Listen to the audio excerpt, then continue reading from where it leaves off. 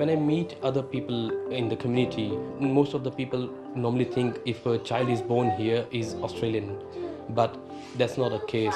You ready? Yeah. It's a big day for 6-year-old Jan Gothard. There's a get-together with some friends from his old playgroup, and he's pretty excited. He's very cheeky. He loves his friends.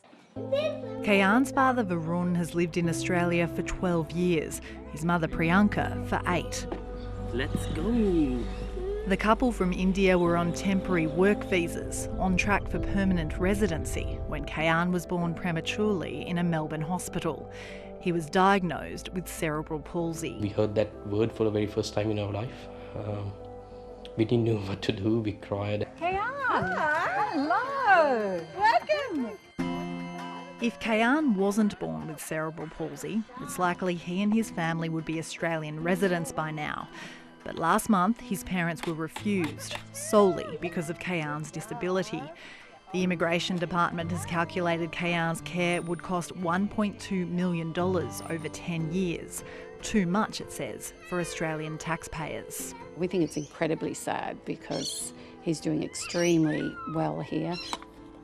We're here to support people with disabilities, not, send them offshore because they do have a disability. In Western Australia, a similar fight is happening for the Jamshad family, who've lived here for 9 years. 4-year-old Kaytan has haemophilia and a brain injury from when he was born. They face being deported to the Maldives. It's a life and death situation for him. For him it means not being able to access the care that he needs to stay alive. There are fears too for Kayan. His doctor has also worked in India and believes the 6-year-old won't get the help he needs if he returns. India has a top-notch system for people who can afford it. But if people can't afford it, then he would be very limited in the amount of medical care that he'd get.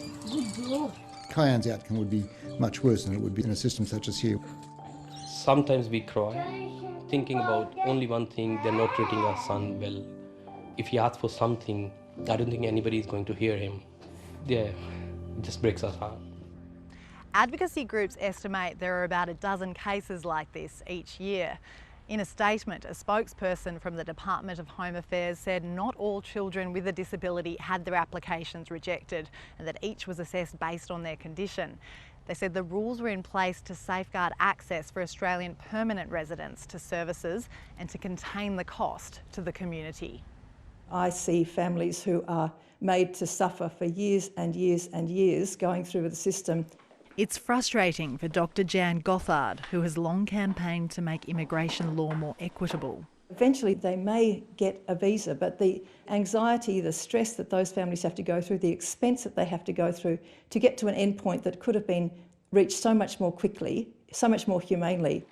Speeding up that process was one of the recommendations made in a parliamentary inquiry into the issue in 2010. It also found the contribution of families to society should be looked at, as well as the cost. But a decade on, very few changes have been enacted. No one can evaluate what the potential of a child will be. I'm sure he will be in the future a contributing member to society and probably a taxpayer himself. He just needs the correct supports, and the sky's the limit for any of these children. The Katyals are appealing the Immigration Department's decision. If that fails, their last hope will be a ministerial intervention. Is Australia too weak just to handle a child? Or because when we came here for equality, we came here for a better future. I understand. He needs some help, but he's not a burden. Please give us a chance.